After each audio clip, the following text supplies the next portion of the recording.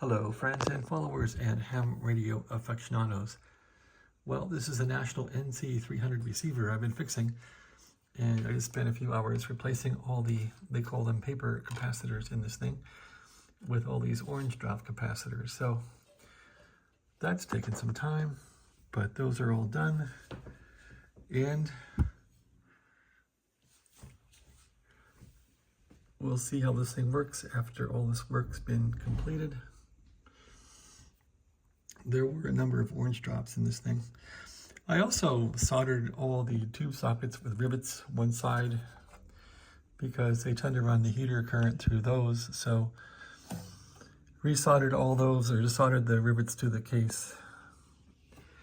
This receiver did have some problems on sideband reception, so I'm not sure what was wrong with it, but I thought I would at least give an attempt to replace all the paper capacitors and see if that would fix any issues. So that's all been done. And you can see all the capacitors that I got replaced are all rolling around in here. 1, 2, 3, 4, 5, 6, 7, 8, 9, 10, 11, 12, maybe 12 of them. So may or may not make a difference.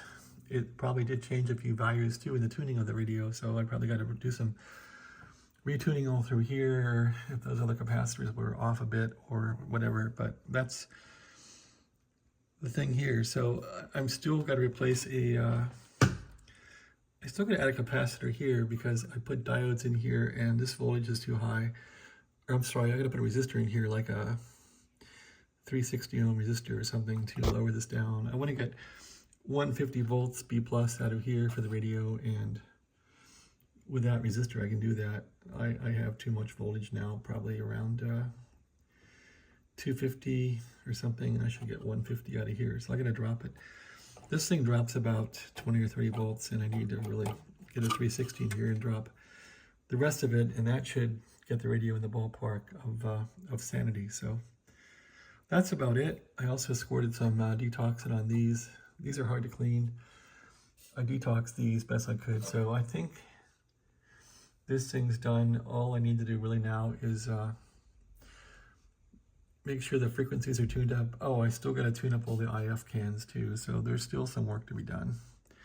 Probably another half a day of work actually to do all this tuning, and then this thing might be done.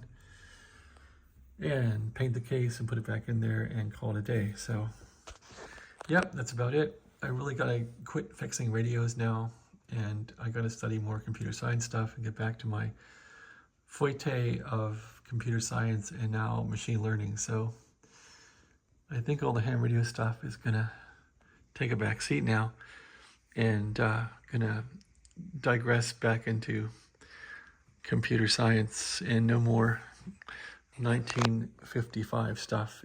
It is relaxing to fix these things, but it's stuff I've done before and it doesn't teach you much, but it's a hobby.